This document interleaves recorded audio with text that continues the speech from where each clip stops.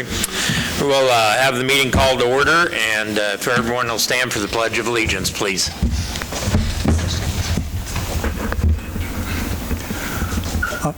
I pledge allegiance to the flag of the United States of America and to the republic for which it stands, one nation, under God, indivisible, with liberty and justice for all.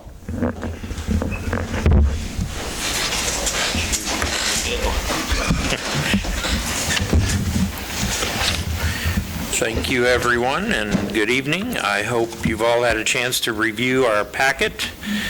Do we have any questions about the agenda?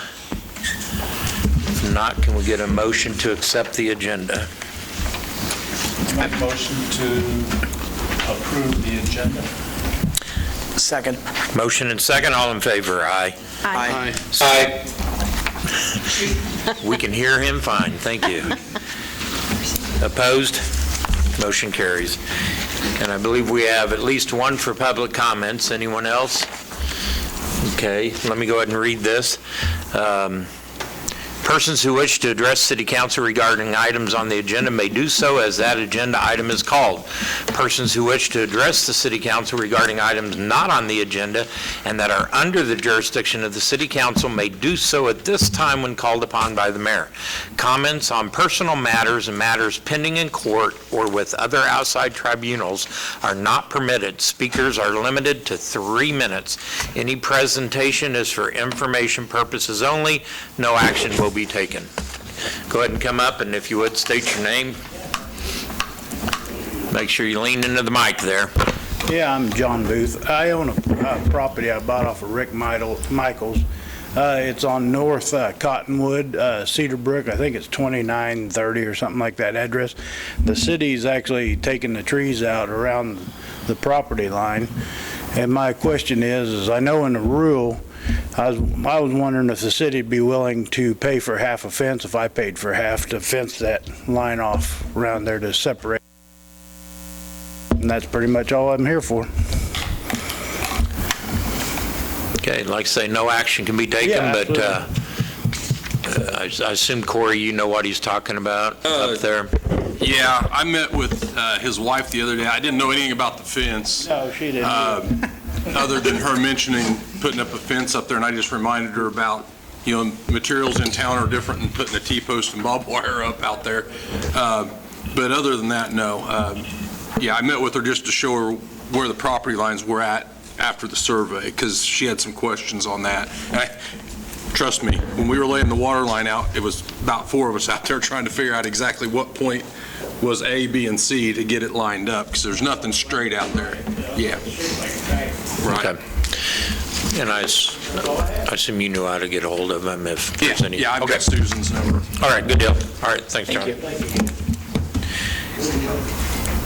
Anybody else public comments at this time? No one? Okay. Consent agenda. Do we have any questions about the consent agenda? If not, can we get a motion and a second? I make a motion to approve the consent agenda. Motion second. All in favor? Aye. Aye. Opposed? Aye. Thank you. New business, Riverside Park Lift Station.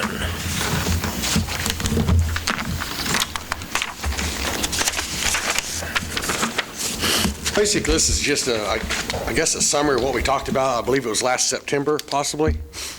And I think back then we threw a price out. We just mainly shooting off our hip here at 150, but I've met with several people at the lift station, and we've come up with a different idea, and it's really come in a lot cheaper than I figured at the $89,770, and we're just asking for permission to move forward with.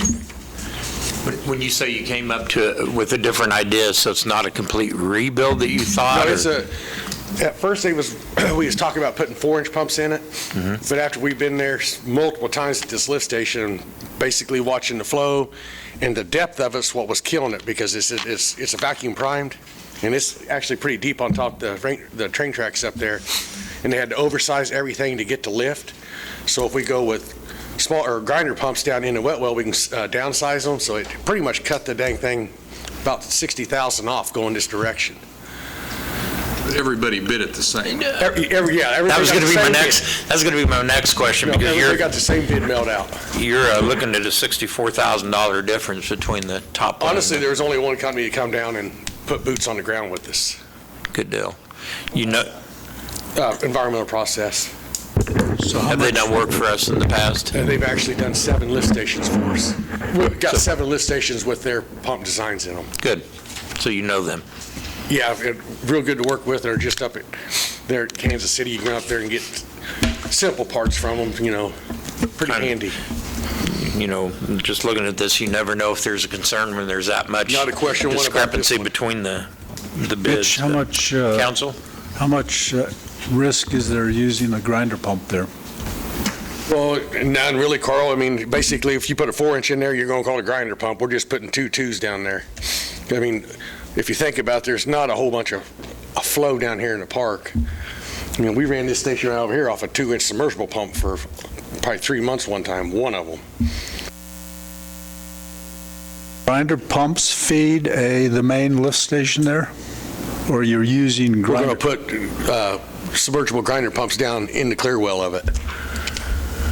So we won't be fighting the head pressure all the way up. See what I'm saying? They just You're feed down to there State already. Street, Carl, is all the farther they go. They go down to hit gravity at State Street. From that lift station on, they're gravity. That means Right. gravity all the way out from there. Okay. Council, do we have a motion to accept the bid? Mayor, I'll move to accept the low bid from Environmental and Process Systems Incorporated in the amount of $89,770.00 and authorize staff to execute the necessary documents for the project. Motion and second. All in favor, aye? Aye. Opposed? Thank you. Thank you. All right, thank you. Thanks for coming in. Dangerous unsafe structures. Greg?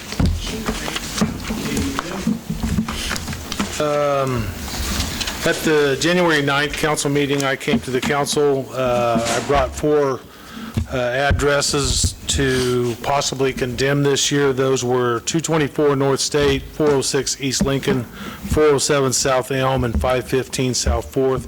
We set a hearing date for February 27th to allow anybody to come and argue not to condemn those properties. At that hearing, Bobby Lawrence had sent in a letter asking that they be allowed to work on that house and make improvements. The council went ahead and condemned all 4 properties, and with the understanding that Ms. Lawrence would have 4 months to make adequate improvements to 406 East Lincoln. And if they made adequate improvements to that property, then we would not demo the property. After that, another couple took over that house, started to make a couple improvements. They got into the base of the house and found out exactly what I told them all along. The base was completely deteriorated.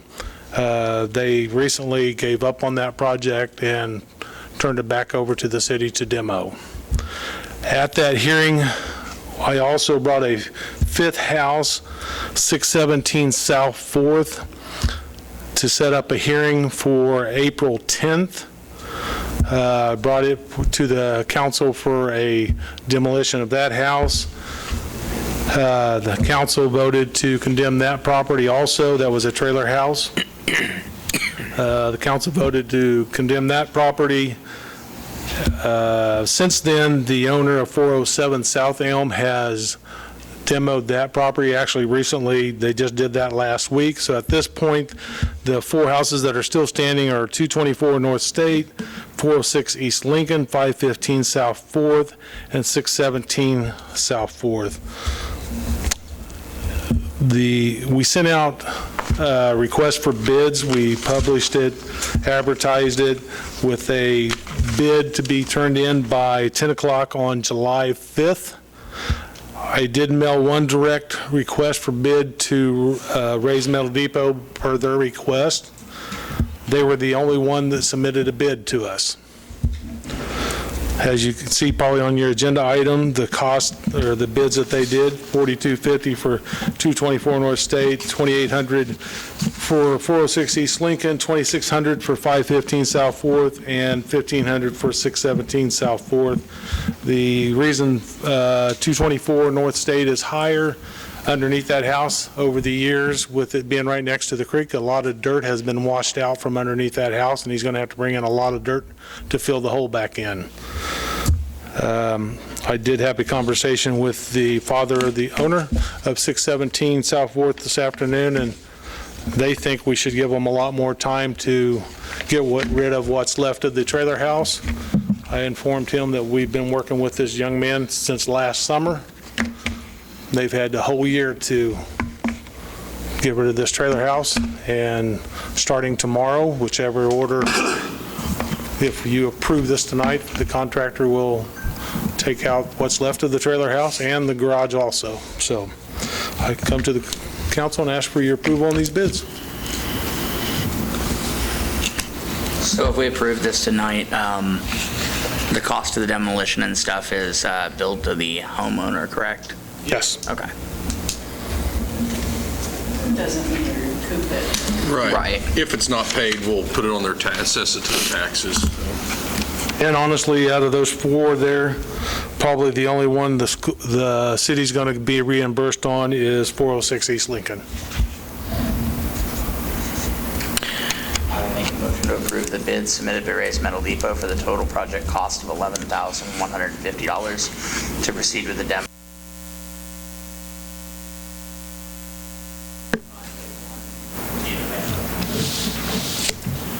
Second. Motion second, all in favor? Aye. Opposed? Thank you. Nick, did you vote? Aye. Gotcha. Thank you. I want to say I want to Thank you. thank all of these for keeping these bids affordable, because they really are. I appreciate They are. it. They've been very fair in their bid process, especially during the inflation time. I utilized them, and they've done a real good job for our community. Thank you, Greg. Roundtable, Allen County Recycling. Janie, the floor is yours. Make sure you speak in the microphone, good individuals. Hard of Okay. hearing and Okay, I have a good voice, big voice. I just want to update all of you on what recycling is happening in Allen County. I hope you are already aware, but the Allen County Recycling Committee, there's about, 6 or 7 of us on this committee. Steve Strickler seems to do most of the work, but we all try to help out. We have the building that Thompson Poultry used to be in, out east by the Pete's filling station, by the hotel, by the movie theater out there. It's open all the time, that people can go in and drop off their recycling. We recycle cardboard, office paper, magazines, newspaper, aluminum cans, glass, tin cans, and all of the plastics. They are separated according to what, and then we bale them.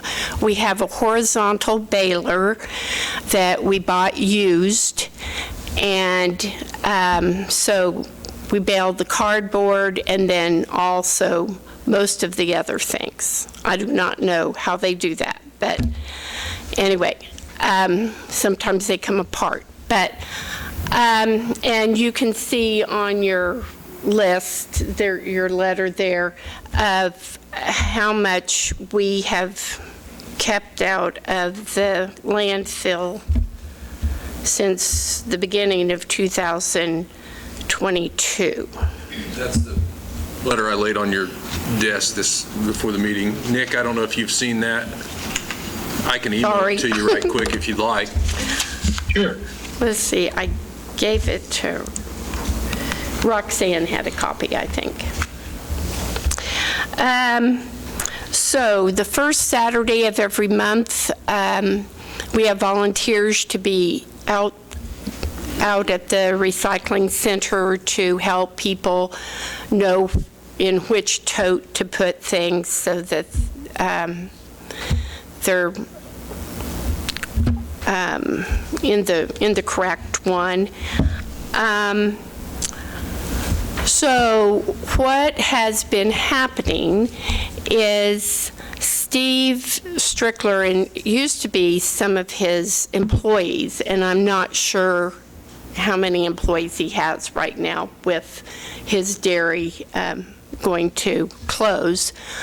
But he takes a trailer pulled by a pickup truck, and he goes around. You've seen these totes by these businesses. There's about 30 businesses that participate. We used to have 90, but it got so overwhelming, we went down to about 30.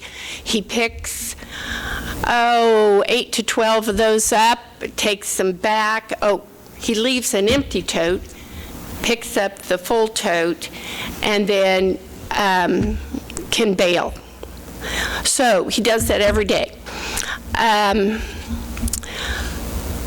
So I guess what I'm wanting to ask you is, we're getting kind of, this is not going to run very long anymore with just volunteers.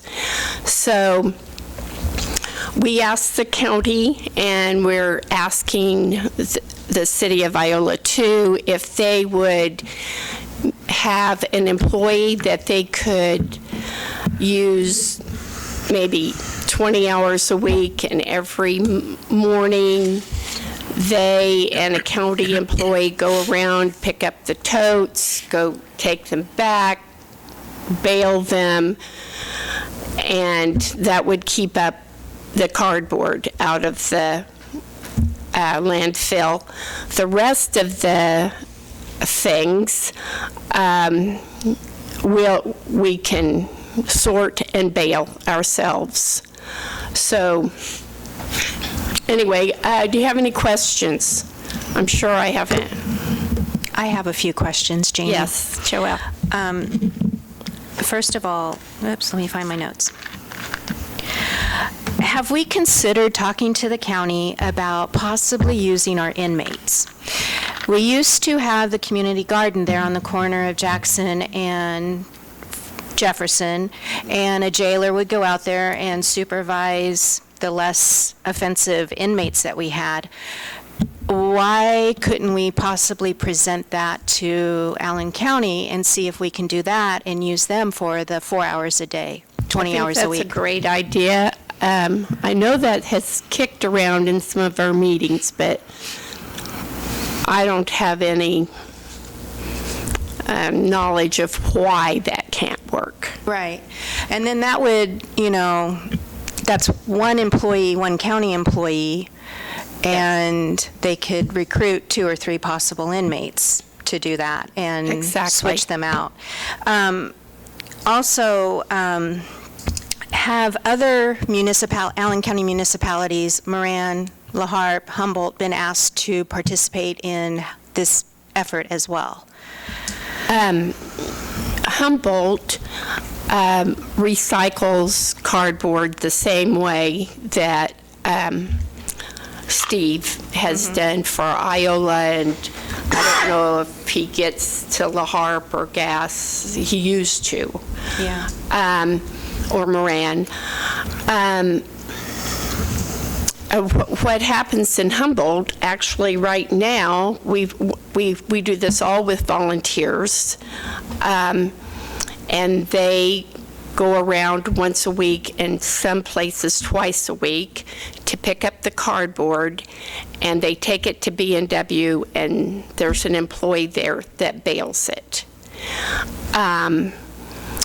Sometimes cardboard sells for like $175 a ton, and sometimes like right now, it's selling for $70 a ton, and it did get down to $35. So it's not necessarily a great moneymaker. However, at times it could pay for maintenance on the machinery? The machinery, yeah. Because that brings me to one of my other Yes. questions is, where does the money go from what you do get from all your efforts? Does it just go back into your general fund to maintain your equipment and that? Do you have a budget to where you could possibly employ a part-time, half-time person to offset that?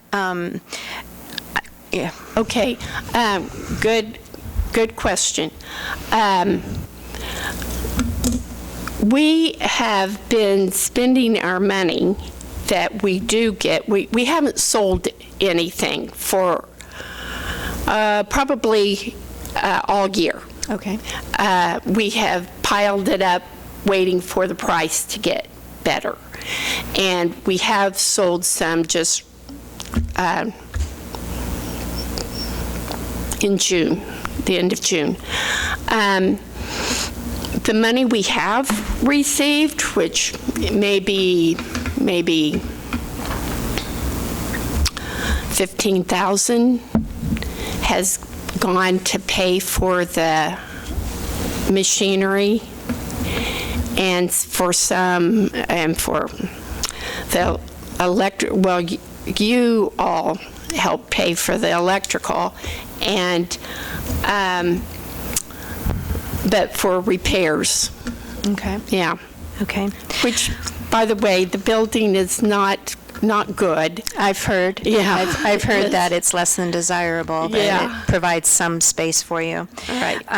Well, this is purely just my opinion, and with my questions I've asked you, I would love to see Allen County lead the initiative and the Allen County cities follow behind them. Again, maybe we can talk to them, or your organization can speak to them about possibly utilizing our inmates. And it's no secret, we're working hard to try to balance our budget and trying to come up with some innovative and creative ways to do that. And this would, correct me if I'm wrong, Matt, but this would require us a whole nother department if we were to get into the recycling. Oh, the whole thing? Yeah. Yeah. To budget for and. Yeah, it would need to be thoroughly studied, and the way I would approach it, I think my staff would be, is if it were another utility. Right. Yeah. Exactly. And don't get me wrong, it's a very, very important initiative, and I commend all of you for all of your volunteer over the last several years, starting with the Rotary and then taking it on your own. And yes, you are eliminating a lot of waste into our local landfill. And again, that's why I feel that Allen County benefits the most out of all of that. Right. But we all benefit from it. Right. And so I think that's probably all that I have. Mayor? Do any businesses that you pick up from, do they, No. have you approached any businesses? No, we have not asked anybody to, pay a fee, even though I imagine what we pick up from them makes what the trash service has to pick up a lot less. So I don't know how that's managed. I did think of one other, and I'm sure all of you have thought of this, but looking for grants and things like that to try to get through. And, that seems to be the answer and the question and the answer that everybody has on their minds these days, because grants have been the thing to do. But because of that, they are highly competitive. So I'm assuming you have ran into the same brick walls as many other Americans have ran into and American businesses have ran into as far as trying to secure those grants. Well, we have written some grants, but I have not written a grant, so I really should try it with that. It takes time, I know. Yeah. One other question that keeps coming up when I talk to people, and by the way, speaking of people, I've got lists of like 150 different households that come and use the recycling center to bring in their recyclables. We've done some petitions to see if people were interested and got 300 signatures on those kinds of things. Let's see. Oh, but what people tell me is that they wonder if the city of Iola could do trash pickup one day a week and recycling a second day of the week. So I don't know, that's your business and what you have to figure out. That would be way more than a half-time person, half a day. That's right, it would. I would assume it would require a different pickup vehicle as well if you're going to be picking up plastic and magazines, because you wouldn't just throw it on a truck all mixed together. It would be more a flat truck. Do you use? Are you going to be using the city's vehicles, or do you have equipment? We use our personal vehicles. But during this 90-day... If a city employee... If a city employee does, I guess the answer is, do you have a vehicle, a truck, and a trailer available? Do you have liability insurance? We have no liability insurance. Do you? Do you? You have liability insurance. Oh, yes. We do, but the question is, and these are things we would have to research, is where does that liability change? Because if I have somebody at my garage working on their vehicle in my garage, my insurance kicks in at my property. So there's going to be a lot of liability questions. And then, we've already got departments that are sharing vehicles. And So you I just doubt we don't have have an an empty extra. trailer sitting around. We don't have an overabundance of equipment sitting around. So those are all things that would have to be looked in and considered as well. Yeah. And once this 90-day period is over, I'm assuming that your hope is that either Allen County or Iola were to take it forward after the 90-day trial period. Is that assumption correct? That is something the county had brought up, that they could try it for 90 days. Yeah. That wasn't our That wasn't your proposal? Yeah. Okay. Questions that come to my mind in terms of it is anything done volunteer generally? But looking at the idea of it becoming a county or a city service, we start talking about costs associated with it, staffing, vehicles, maintenance, and then we start talking about the idea of what does it cost taxpayers. And I think that we get a lot of volunteers now because businesses are getting a benefit from it. You're picking up trash, which is reducing their value. I can tell you that the amount that you guys have picked up is absolutely fantastic. And I would imagine the businesses that you're doing that from are saving quite a bit of money. We don't currently provide we don't currently provide industrial trash to the city of Iola, so the fees would have to be assessed by the businesses. And there would be, in my mind, a cost-benefit analysis of whether or not they would be interested in continuing the recycling with the city of Iola or the Allen County versus your service where it was free.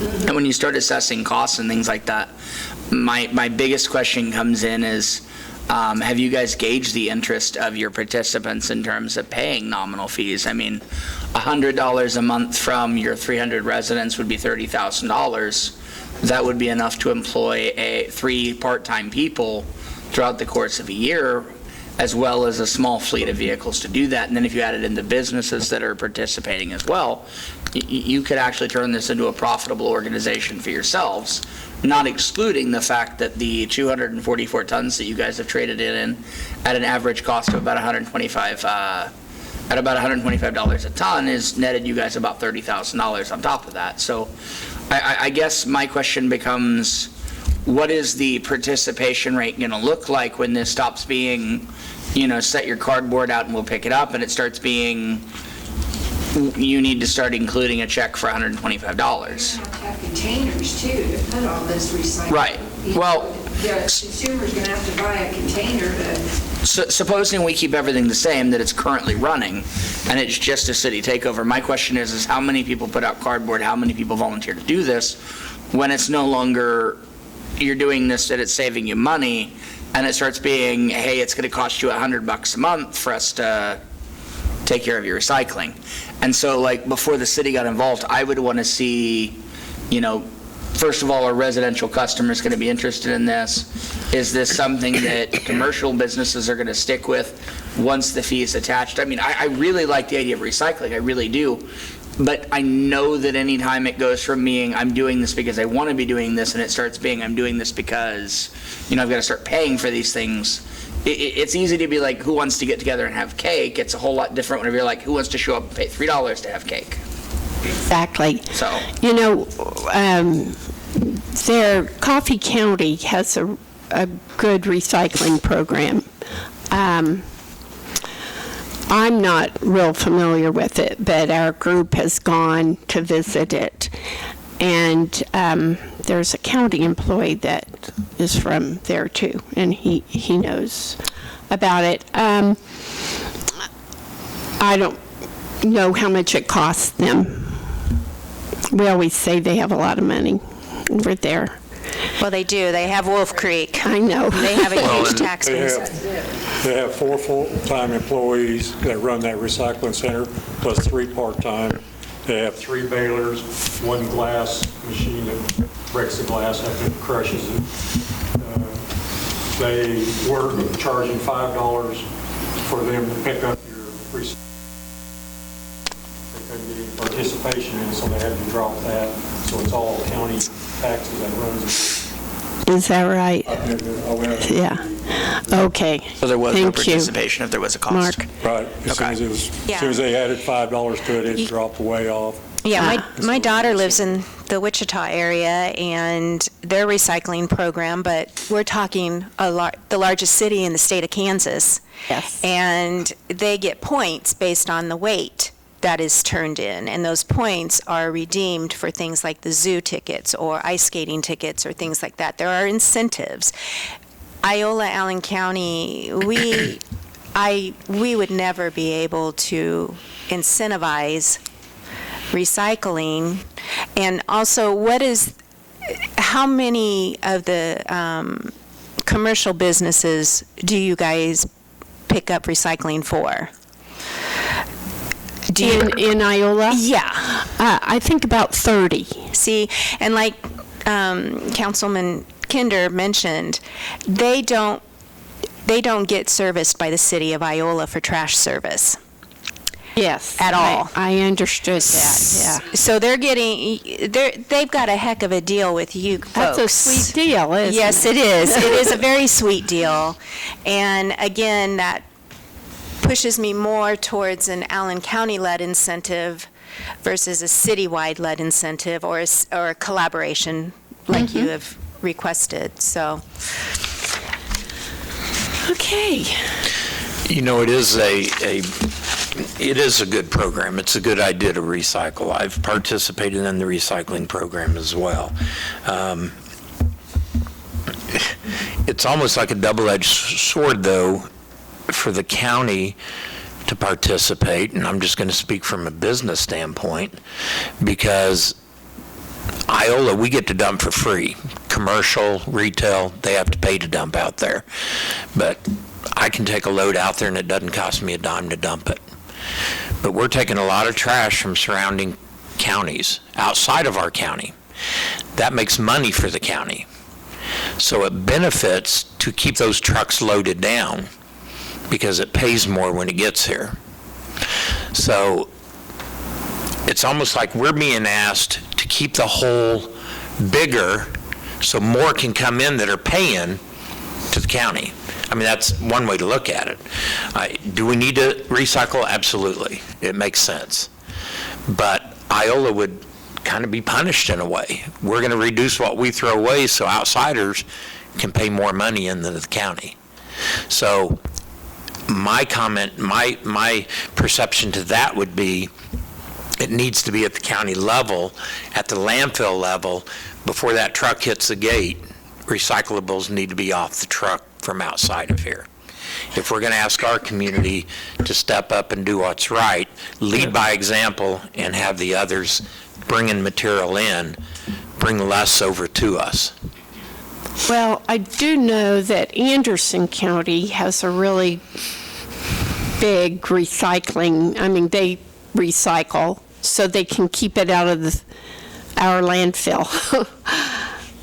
So they don't have so much trash to bring to us, and it won't cost them as much money.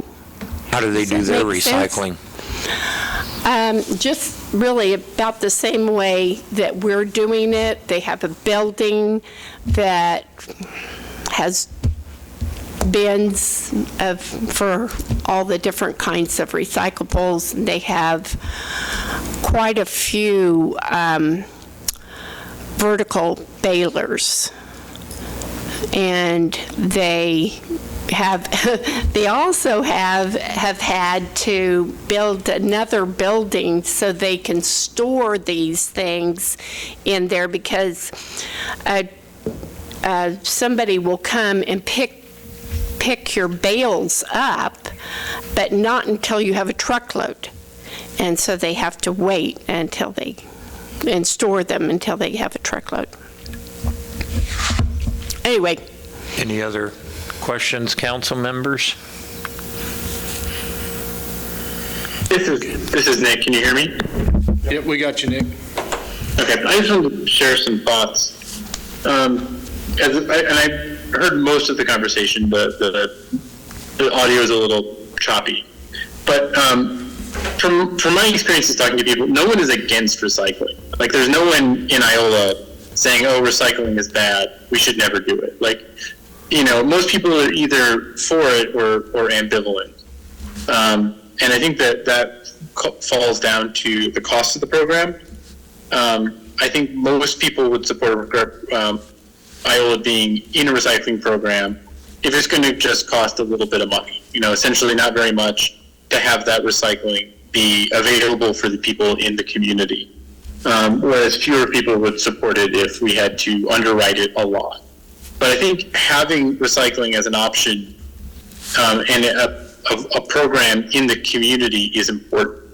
In a lot of ways, I see it as a measure of how, you know, a little bit of a marketing spiel is that I think not having recycling is viewed on by a lot of people as backwards, and then having a recycling program is viewed as being a progressive community. And so part of that is, you know, not just, you know, the importance of having it, but just having it sets up a perception of the community.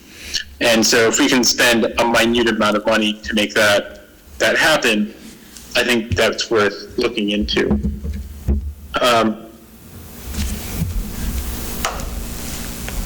And I also think, you know, if we were to join in, the county would be more likely to join in, and it would be, you know, more successful, rather than, I do think the county should be the leader in this, but I also think that we need to play a part too. And we need to have some skin in the game, being the largest community. And I think, being the largest community in the county, we're also a leader as well.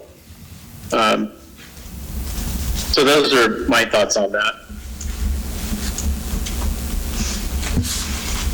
Anyone else?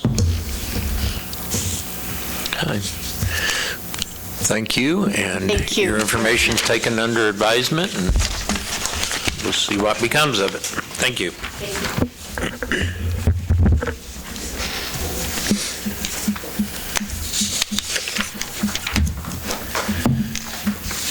Budget discussion.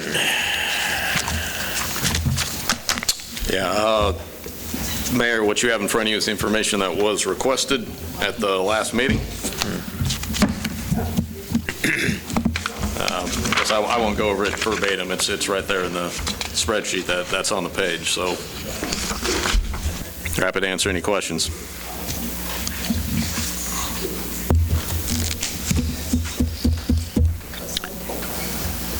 I've got a question I'm trying to wrap my head around. We're needing to raise, what, $280,000, $290,000 to balance the general fund. And sanitation is where we're looking at raising the trash pickup. I know we wasn't able to transfer what they usually run about $60,000 a year out of their fund into the general fund. Why are we now asking the sanitation to pick up 5 years worth of their transfers all at one time? Well, I'm not asking for it. I'm not recommending that we increase the transfer. This was what was asked. This is what was requested of me at the last meeting. You said 280,000? And I also didn't get all of that because of the side conversation that was going on. So I'm sorry, did I miss a part of your question there? 280,000 about what we have to make up. That would get us to zero in the general fund for next year. By zero, I mean we won't have an ending balance of zero. The ending balance is about, what, 910,000, something like that. But it would get us to expenses, revenues, basically the same. That's what the 291,000 is. I was just wondering why, we're past history, we've only transferred about 50, 60,000 out of sanitation, and now if we go with line item 1 or whatever it is, well, scenario 3 is we're going to put all of it onto sanitation to make up that difference, the 280,000. And to me, I think that's extreme. That was somebody's suggestion in lieu of the 5 mil. And I think that, if I remember correctly, the mill increase would be per household cheaper. Per household. Yeah. 81.8% is actually as expensive or cheaper to increase the mill levy 5 than it is to raise the sanitation. Yeah, and that's how it's spelled out there. Several individuals I've spoke to that reached out to me indicated that they understand when budgets have to be increased, but their preference would be leave sanitation alone and go a mill levy, which I had the same. I had people contacted myself.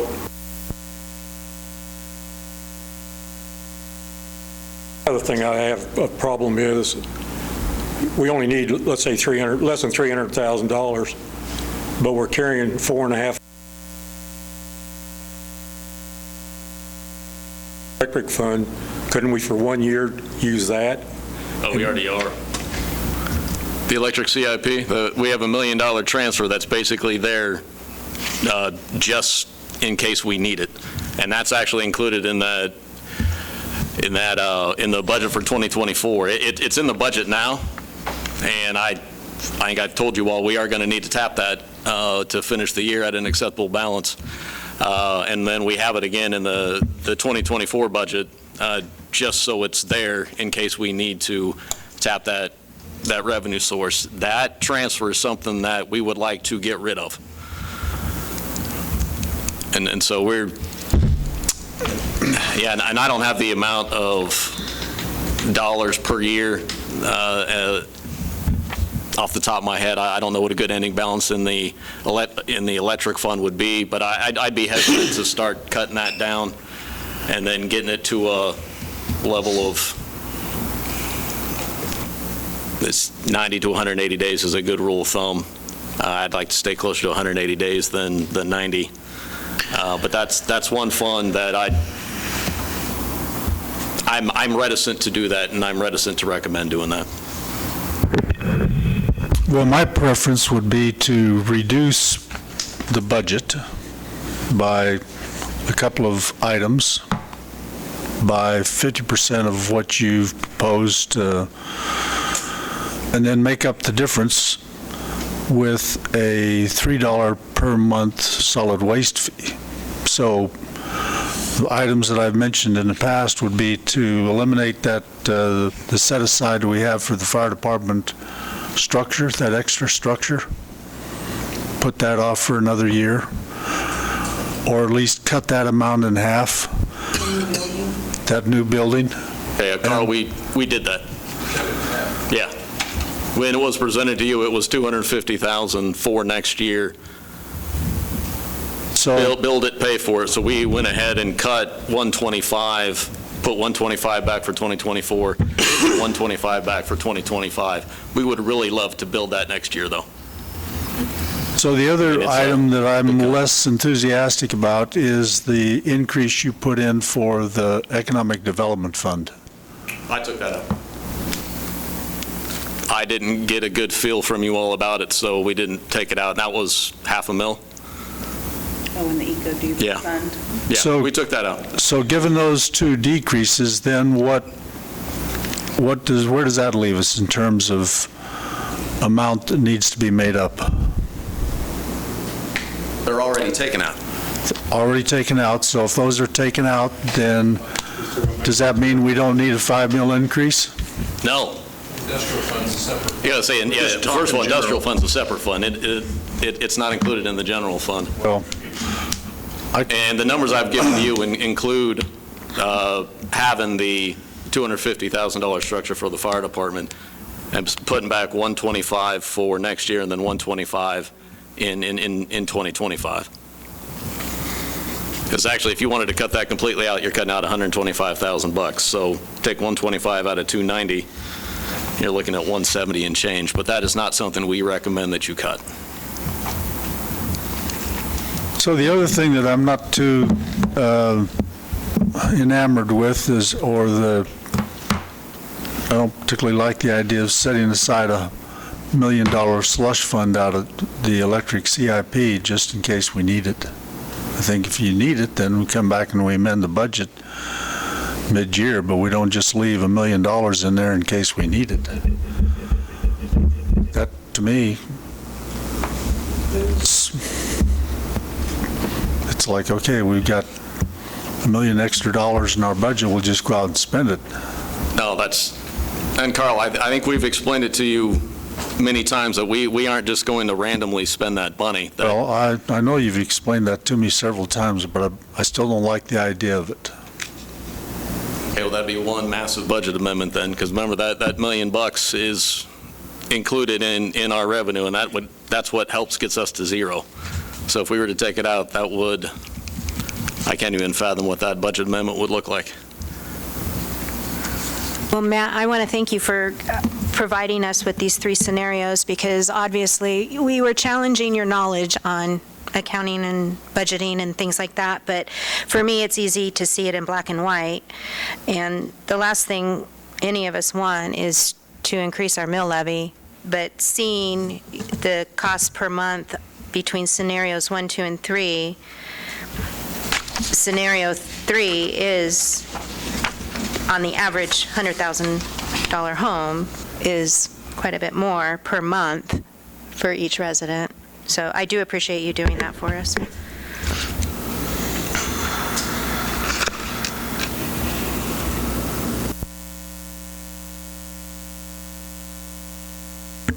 The money's there, but we want to tax the citizens of Iola more, even though the money is there.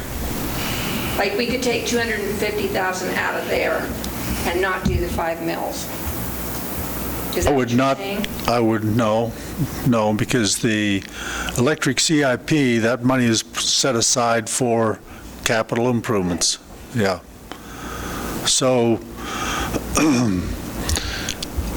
if our budget is based on having an extra $1 million, we've got big problems. Yes. Thankfully, we have a fund that can help us through these problematic times. Now, we're not saying we're $1 million short. What we're saying is we need that money just in case we are short. Well, what you're saying, what I'm hearing, I guess, is our budget is not balanced, and we need an extra $1 million besides the 5 mil increase. And if you translate $1 million transferred out of the electric CIP, that's a lot of meals if you didn't do that. That would double our meal levy. So I didn't see when we went through our budget work sessions that you actually had included $1 million into the budget. You just put it in there as a reserve in case we needed it. It was a line item in the revenue section. Right. And when we told you about it at the meeting. But it's not broken down as an expenditure. It's just there as in case we need it. It's a balancer. When we put the budget together, we were short. Corey, you got to jump in here. I forget the actual amount. 750? Sounds right.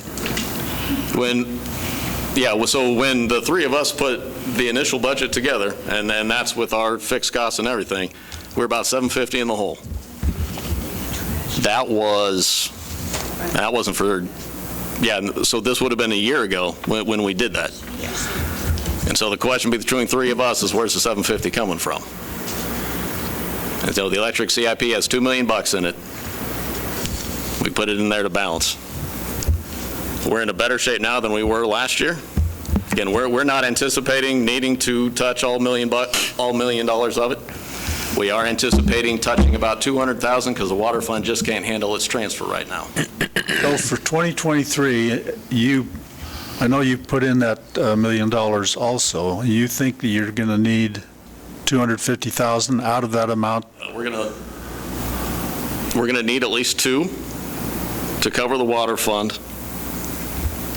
We are hoping that the water fund is in better shape at the end of the year than it is right now. But right now, as I let you all know, we are suspending all transfers from the water fund because it doesn't have enough money to handle anything other than the $686,000 debt payment, actually $655 or whatever it is, and our payroll. I mean, we're scraping the bottom of the water barrel these months. So we've been talking about the solid waste fee increase, but we haven't addressed anything to resolve the water fund shortage then. You guys did rate increases before I got here. And apparently, and obviously, they didn't work the way they were intended. Now, actually, the whole reason we're in a spot now, it's because, my opinion, when the debt was incurred 22 years ago, that the debt payment wasn't adequately funded at that time. Know that. So we also need to address the water fund. And we've discussed it, too, that we can manage that. We think we can manage the fund we're managing it now. But you're managing it by not making a transfer to the general fund. Is that what you're saying? Among other transfers, yes. When we did the last water increase, it was brought to the council's attention.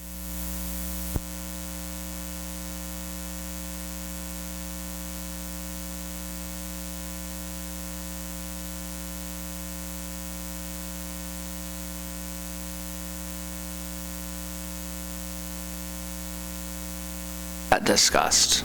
Well, last year we made our third year. So it would have been 3. It would have been before you came on council, I believe, right before your tenure. Can we have that discussion again sometime? So I remember, Not that this is related to the water. When the water fund hopefully will stabilize itself as soon as we get out of Yeah, that it's bond payment.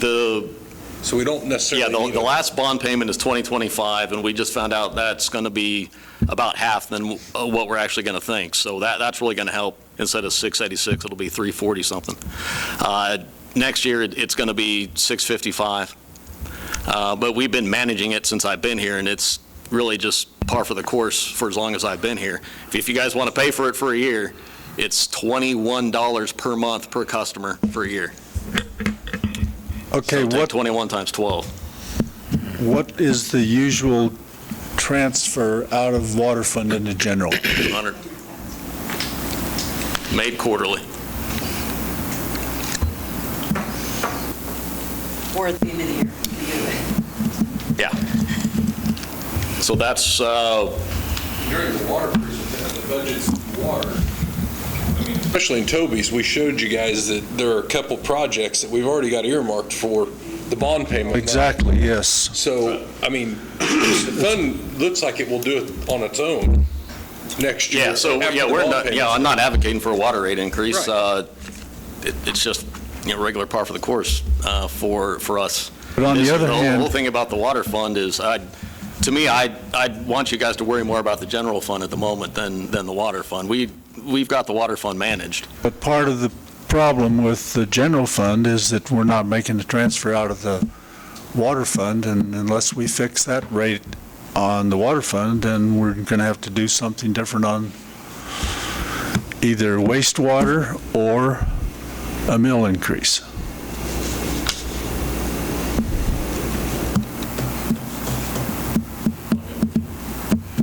I guess in the end, we'll do what you all want to do. I don't think a water rate increase is necessarily the Well- main move to make right now. So, Carl, can you explain to me the difference between raising the water rate versus not raising the mill or the solid waste?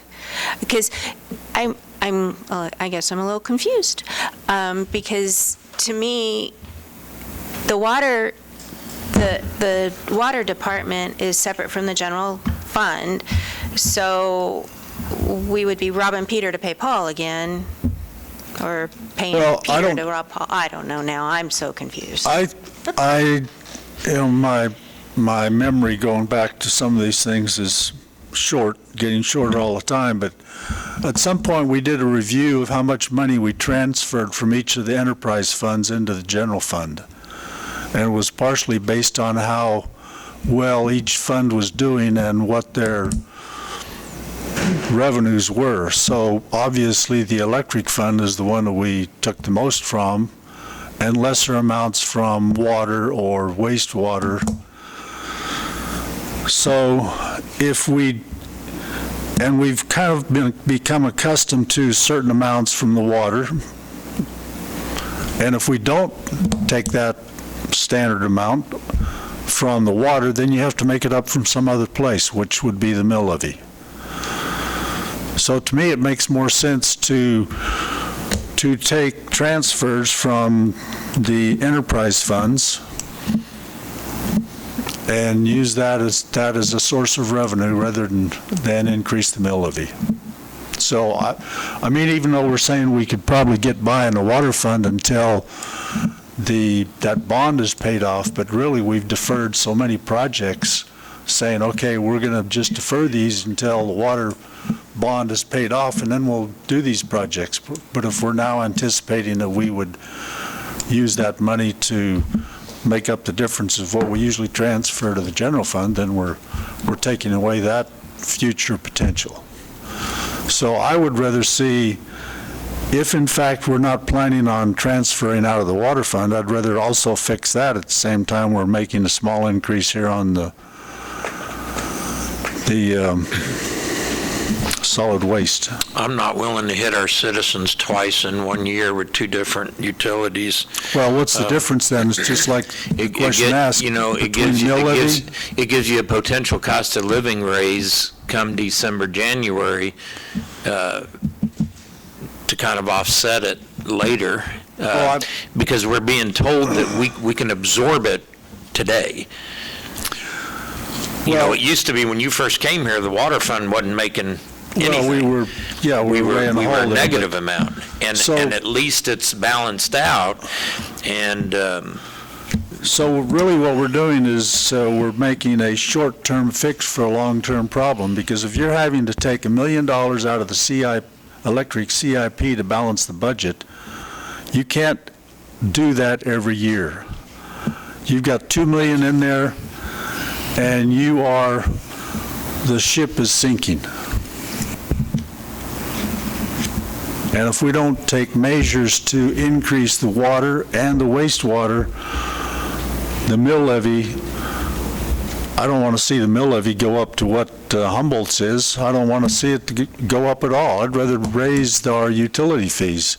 It's going to amount to the same increase to the residents, whether we take it out of mill levy or the enterprise funds, but I'd much rather do it out of the enterprise fund than I would raise the mill levy. Well, I'd like to run numbers before we can make that claim.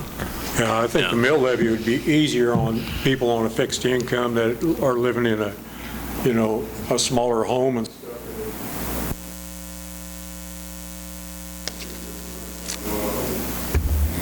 Most of them that are living in a fixed income, that are on fixed income or Social Security. We got, 1 out of 5 people that live in Iola on Social Security. If not higher, yeah. Yeah, and the average check is $1,500 a month. We start hitting them with $3 here and $5. It's just a mill levy of $2.40 a month. I can live with that. I'm looking at the mill levy suggestion, and as a landlord owning some rentals, I could absorb that mill levy and not raise it on my tenants. But I guess that just everybody's got their own opinion on that, but I think that keeping the mill levy down is a better incentive for development. Than people are less likely to look at the monthly cost of the different utility fees. Bring our mill levy up to 45? If we had increased it by 5? Up to 50. Up to 50. 50.231. Yeah. We're still pretty close to everybody in this area except for. What's theirs?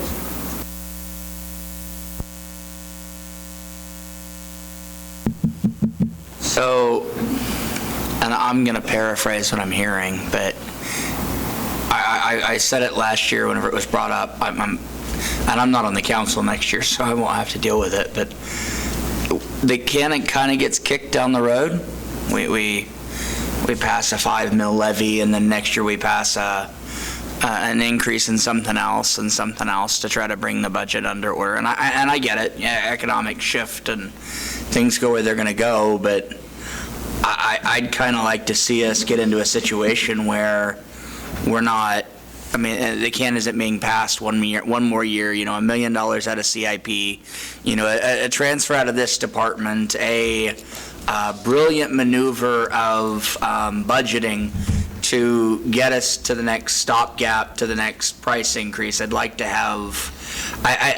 able to look at the budget and go, okay, these are the scheduled times. And I'm not blaming you, Matt. You came on to what's been crazy, and apparently water was a huge issue before this. So, but I'd like to see the can stop moving 1 year down the road and maybe have the discussion of, okay, this is the next 5 years.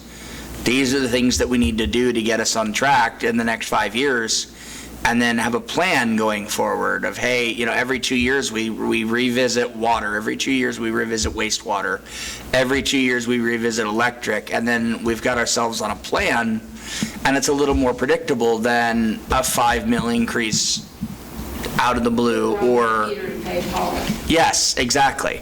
And for me, it's like, whether we do the $6 increase on the solid waste fee or we do the 5 mills, it's a tax. And I hate the idea of taxing citizens, but I hate it even more when it's out of the blue and it's kind of one of those things where it's like, okay, we're not looking for a 1.5 mil increase, we're looking for 5 mills, and that's to balance the budget. In my mind, like, this is stuff that, at least in a budgetary sense, we should have seen coming 5 years ago and been like, okay, hey, we need an incremental increase this year and an incremental increase this year to keep up with what's going on. And I'm not pointing fingers at anybody in particular, but before I get off council, I'd like to have that discussion of, not necessarily voting on these increases for years to come, but having a plan in place that goes, this is what we're doing, so we can kind of pick up the can and kind of have a little bit more control over what we're doing.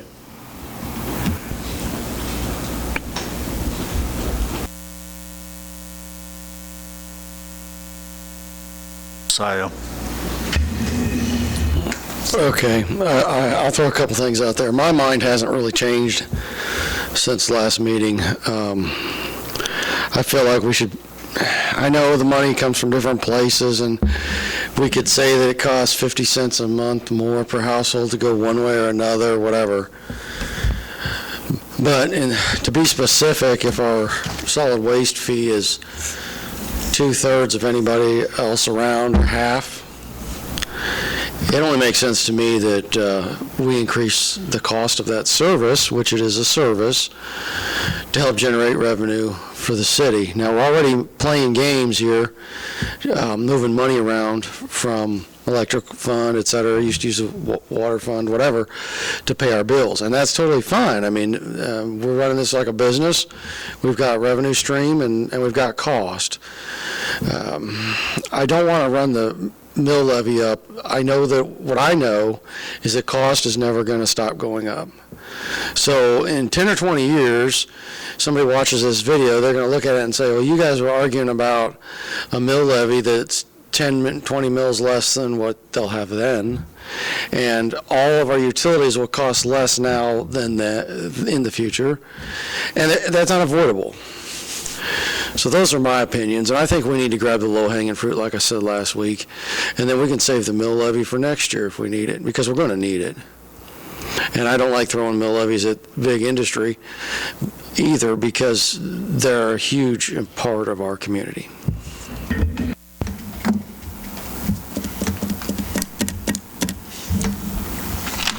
I honestly would rather see scenario 1 or 2. And I personally believe that the only way that we can get away with not ever having to do this, and I don't think it's fully possible, is that if we actually started recruiting more and more to grow our population, if we had more folks paying property taxes, if we had more folks paying utilities, that would also increase the cost of creating those. But I still would rather see scenario 1 or scenario 2. Scenario 1 more than 2, just because of the overall cost per month and how it is cheaper, and we can argue pennies and dimes and everything. But like Mark said, we have folks living on a very fixed income. That is the lowest hit to them. If we take scenario 1, though,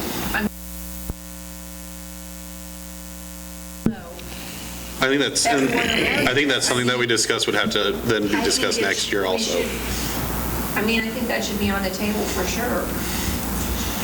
I'd like to do a scenario, if we were to do scenario 1, also include a $3 increase. Scenario 2 is half of Yeah. But with an increase to the... I would support scenario 2. I think another thing we could do while we're making this discussion is challenge Matt to, in department head meetings, challenge our department heads to come back during the budget next year and find places that can be cut. Roxanne, one year, we had that discussion. What can be cut? Where can we cut? And Roxanne, I don't know where you stood with that, but a year or two you went without filling a position. And that cut expenses. You know, a lot of them have pushed purchasing a vehicle back. Is there someplace else they can cut? Can they do without that one employee that quit? For now, give it a try during a season. It's something that's worth looking at and encouraging the department heads to make cuts where cuts can be made. Where Are we can not we save? already doing that? Well, we are, but can we do it even more? My concern with cutting too much and constantly looking at what we can cut is at what time does it become detrimental that we're starting to lose the people that we have, because the stress gets too much on the individuals to then try to pick that up or try to get a vehicle to survive because we had to cut it this year, and you know what, the prices are going to be higher the next year no matter what. Yep. I mean, cutting to cut and always cutting is not going to do any good, because eventually it's going to be our kids, our grandkids that are going to be trying to make the same decision, because we made a decision to try to keep it as low as possible. Is it not feasible to have each department healthy so you don't have to transfer every year? Is that not a long-term goal we should have? Well, the idea of the transfers is the industrial funds support the general fund. One of the benefits Iola adds is enterprise funds. Enterprise funds, I'm sorry. One of the benefits we have is that we own our utilities, and so it offsets the cost of our But taxes. it's like the water fund, okay, it's paid off in 2025, then you're going to need all these updates on all that equipment out there. It's probably, I mean, who knows how much that's going to cost. I mean, it just keeps getting bigger and bigger, the pebble rolling down the road. And that strategic plan shows that. We've been shown that water repair and what needs to be done. And thank goodness that payment's going to stop here soon. He hasn't prompted me, so. I'm still here. I'm in favor of scenario 2. I mean, what we charge for our solid waste fund is arbitrary. You know, we could charge nothing and fund it entirely through a mill levy, or we could charge, $100 a month for everybody and then, decrease the mill levy. So what we've done is we've looked around and found out what other communities around us are charging, and we are far below market rates, right? So I think that the $3 increase a month to bring it up to what all the other communities around us are paying is the right thing to do, and it's fair to do. And then making up the rest of that through the remainder through a mill levy, does what we can also to help people who, can afford to pay less. I want to add scenario 4. Scenario 4 is to fix the water fund, add a $3 increase to solid waste, and 0 mill increase.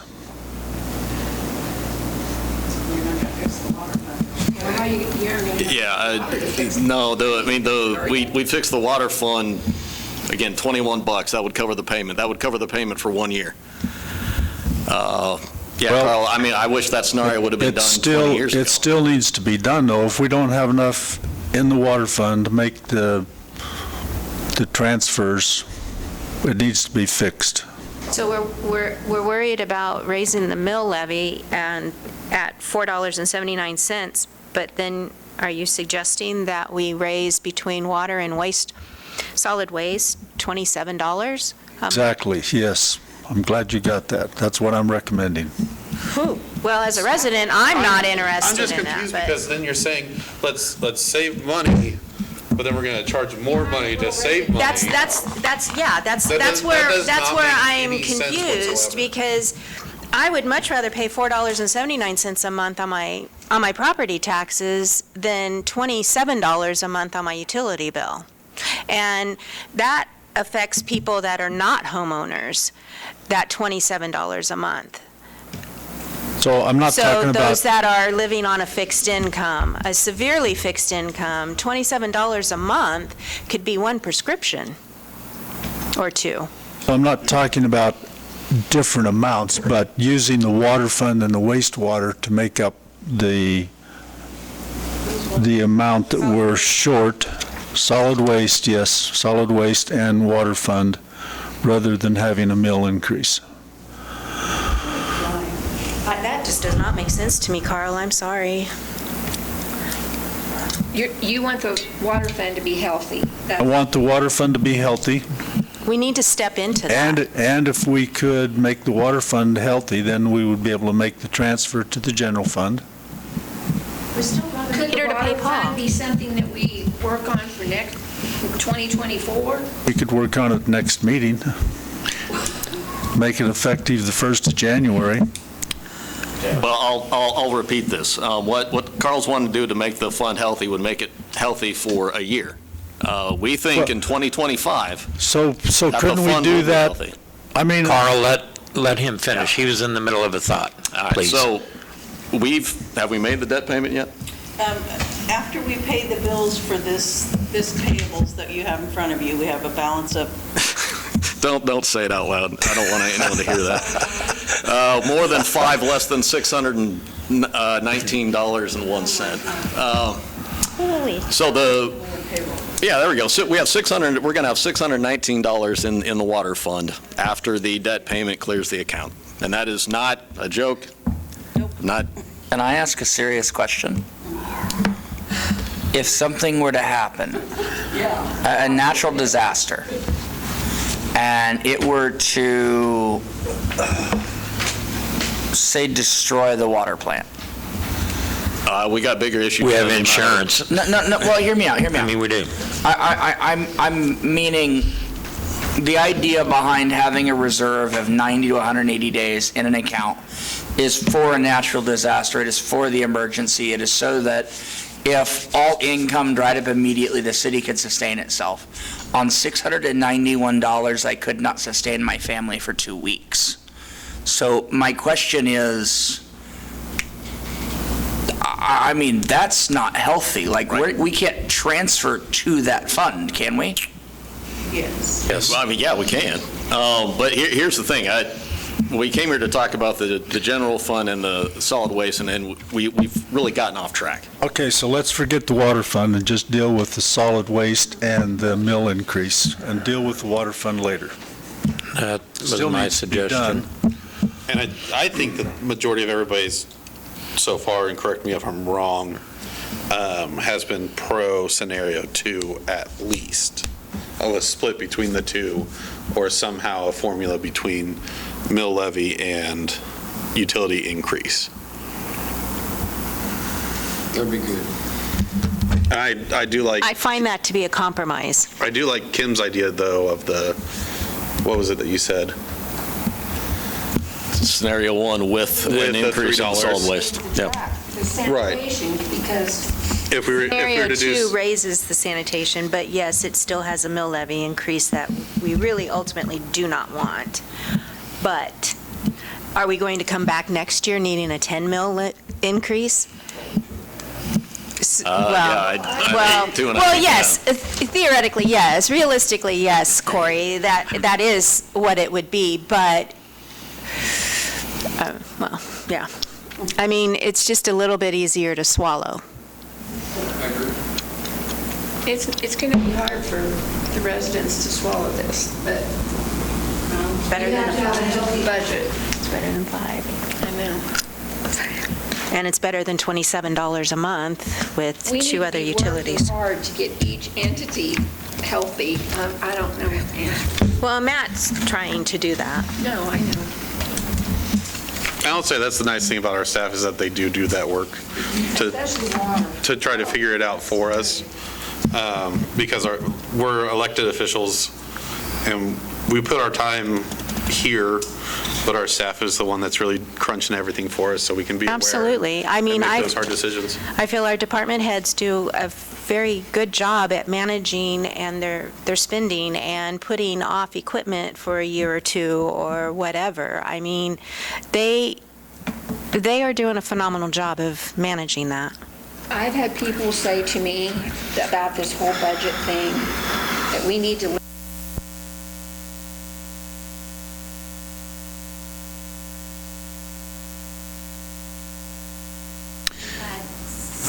huge inflation rates. Not only have we had huge inflation rates, but we've had Gas like prices shot through the like the roof. surprise in the water tower with the joists rotted. And if you recall, during the electric budget presentation, our Wart Cellas are going to need some upgrades, computers. We had to do, Carl, when you were here, we spent a lot of money to comply with EPA guidelines on the catalytic converters. Government regs aren't ever going to go away. So spending within your means is also learning to save for those catastrophes that we don't know about yet. We still don't know about the lead thing that the water's putting before us. Right. So 54. it's going to attack each and every one of us, and we just have to be ready for it when it happens. Otherwise, we become a town like Detroit where they had to file bankruptcy, and I don't ever want to do that. Okay, Mayor, I have a suggestion. Could you go around the room and see who wants scenario 1, 2, or 3, and then we could have a vote after Just that? getting ready to do that, see where we're at. We'll start over here. I would go with scenario 2. 2. 3. 2. Got it. Oh, he's still there. Pick a number between 1 and 3. Sorry, it's cutting out. Okay, sorry about that. Mayor French asked which scenario everybody would want, and everybody pretty much was with, Carl was the only one I think that went with number 3, and everybody else was number 2. 2. Okay, that's all we needed to hear, sir. Okay. All right, so we will come to the There's your meeting on the guidance. 24th with Scenario Scenario 2 into the budget for, I guess we don't have to approve anything at that meeting. Yeah, but we will have the ordinance for the solid waste. Okay, thank you. Appreciate Okay, everybody's debate on it. Could I ask one more question, Matt, about the water Yes, sir. rate increase? So I was thinking that when we did this 3-year thing with the water fund, that was supposed to make it healthy with making the transfers. So you're saying, Roxanne, that it did not include that? Remember, Corey? No. No transfers and no CIP. Having any money to be set aside for anything. Yeah, I'd read the minutes, I'd done some research on it, and I think the whole point was for the operating side of it, which we think once this payment comes off the books, and we have 2 left, one 650 some odd thousand, and then one 313, and then that's completely off the books. The rate in 2025 will be a good operating fund, operating level. Now, we want to see the actual fruits of that go through for a couple of years, and there are going to be projects that need to get done. Part of the reason that fund is down is because I was pushing hard on the Oak Street water tower. That was in bad shape, and it needed to be redone. That is something, actually, that I don't think Not done yet. Yeah, and it's not done yet. But you all saw what that thing looked like. I mean, it wasn't going to tip over, but it was in terrible shape, and it was allowed to get that way because deferring maintenance. Deferred maintenance, exactly. Yeah, and we have 2 water towers now that are, I would much rather we get after them now. We just don't have the money. We just don't. So I told Toby we can't do it. And we know exactly how much it's going to cost, about 150,000 sticking in my head. We're thinking it's about 300,000. I was going to say 250 to 300,000. Yeah, is it 5? Yeah. Right. Yeah, Maybe that's where the 3's coming from. Per unit. Yeah. But we can't afford to do them right now. So he's told Toby it's just not going to happen. But Oak Street had to happen. It had to. And now we find out with the rafters are falling apart. Yeah, there was, I think we've averted potentially something very bad happening. The maintenance plan that Toby included in that will help long-term too, hopefully, with the maintenance plan of the towers and inspections and type of things that will help shift that. Well, and there were 2 years that we didn't. Remember that we paid the loan payment out of wastewater and sales tax just to meet the payment. And I think that was the whole, that was the whole push. We were transferring money out of water into general fund, and later in the year, we were transferring it back just to cover our expenses. I had a question on, when we were doing the budget on the clerks, I asked you, budget went up 30,000. You remember, you said you were going to look into that? It was because you have actual budgeted numbers, not what. Actual expenditures. Right. It's the difference in what we allocate versus what we expend. So the wage increases went in effect. I was going to say, you had a wage increase. We've had upwards of 14% worth of COLA since I've been here. So it's not actual numbers that you're seeing? not until you see the year before. It's not a $30,000. But it was just showing as, $30,000 increase. The whole thing about the budget, everything we're talking about, it's an educated guess. So, yeah, the salaries and stuff, if you figure the overtime and employee expense all in Roxanne's, actuals for last year were $385. Yeah. And we have allocated this year $366. And honestly, it has to do with the turnover and. It's going to blow up. Yeah. Is that the air conditioner? I was just looking at the personnel schedule at the top. Right. That's what caught my eye. Yeah, it has the same, really the same thing. And the numbers with the 23 budget don't have the 8.6% in it. It's the 4% that we authorized, yeah. And then the new one has the number with everything included with the base, with their salary that they're at today. Yeah, it's hard to explain, but that's what it is. Well, the salary adjustments were huge. Yeah. The general fund incurred $309,000 in annual increased expenses with those salary adjustments, and they weren't paid for. Actually, the 5 mils last year, and then the recommended 2.5 now, that's still not 309. We still haven't paid for that. And just imagine that budget-wide.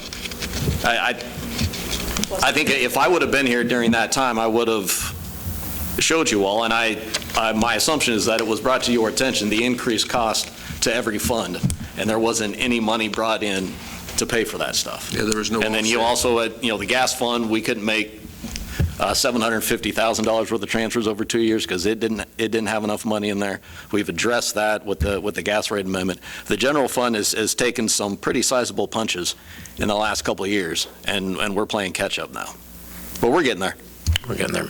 Yep. Appreciate the spirited debate. It's something that needs to be done, and I'd rather discuss it thoroughly than not. Thanks, everyone. Nick? Let's You want to go, Nick? Let's go Nick, you have the any first for Nick. council reports? Hello? You were still muted. Yeah, sorry, no, I have nothing. Okay. Other than, I'd like to look at the water. Okay. Carl? Thank you. Mark? It's going to be warm this week, stay cool. I know the library is a cooling off place. Corey, thanks for your, engineering on that pedestrian bridge by the school. I can get my bike across it. And I'd like to see on the pending agenda items, the EV charging station added to it. That's it. Give you an update. We haven't heard back from Charge Up Kansas. That's the program. They ended up getting many more applications than they were anticipating, and it was a couple weeks. That was a couple weeks ago. One of those when we hear something, we'll let you know. Quick story on that. I was down at Hatfields in Chanute. Dealership is requiring him to put in a level 3 charging station down there, so they contacted the city, and the city came out and said, well, we can take these 3 transformers out and put a big one out here on the platform, it'll be $50,000 for doing it. Yeah, the power's got to come from somewhere. Yeah. On private property. Yeah. It was on, June 30th. I attended Gary Kimball's retirement. There was a really good turnout. Community members, former firefighters for, I think, Iola and just Allen County in general, and a couple people from outside the county. So it was just good to see people come out and celebrate him and celebrate what he's done for our community. That's all I have right now. Joel? Kim? I want to thank Roxanne and Matt and Corey for all their hard work on the budget. I'm sure that wasn't easy. Someone said that there was some new work done on the grates down by Casey's. What did you do? I didn't do anything, but the street crew went in there. What happens is the trucks, they bounce on that and it just pulls the anchors out. They drilled it deeper, put in some bigger anchors and some more epoxy in it to try and get us by. And the rubber is still underneath those steel plates, so it helps cushion it a little bit. But honestly, it's a short-term fix. Hopefully, I know it will get addressed. Right, it will get. I mean, we'll keep. When it starts rattling, we'll go out there and probably re-drill it and put more bolts in it. Right. It almost works like a speed bump because I see everybody hitting the brakes before they get to it. I watched a semi slow down on it the other day. Uneven or? It's not, it's really not dangerous for a vehicle. I mean, you see those steel plates all over in Kansas City when they're doing utility works and stuff, but it's just noisy. I mean, honestly, the residents, I can see why they would complain down there. It's bad. It's confirmed. Yeah. I had an option, just couldn't get it through KDOT. We can tell you the story again. We thought we had a good plan, and we got told, no, you can't do that. Again, remember, it's KDOT right away. Yeah. So anything on that road, it's their, they give us a thumbs up, thumbs down. That's all I have. Just echoing Mark on the heat and your pets and children in cars. I was at Walmart today, and animal control was out there because there was a pet. They had the windows cracked, but anyways. So that's all I have. Good deal. Corey, anything for it? Just a reminder, it's noted on the bottom, but our next meeting due to the fair will be at the North Community Building, and I'll try and put a little reminder in my email just so we don't forget. It's always a challenge for me, I know. So, You hear that, Donna? I know it. Okay, well, making sure you're hearing today. Good deal. Matt? Nothing, sir. Roxanne, anything for us? I will notify the county clerk that we will be going above the R&R. R&R, so I have to notify her by July 20th. So there will be a postcard going out. I assume all taxing entities will this year just because of the increase in the assessed valuation. County as well. So expect that, so. Okay. All right. Appreciate everybody. We got through the fourth save. That was always a good deal. I heard a few violators still shooting off after the fact, but it wasn't as bad this year as years in the past, so. 7 days is too long. Yeah. I'll say it. Maybe. Oh, it's not long enough. It's too long. Yeah. Anyway, can we have a motion to adjourn? Motion to adjourn, second. All in favor, aye. Aye. Opposed? Aye. Thanks, everyone.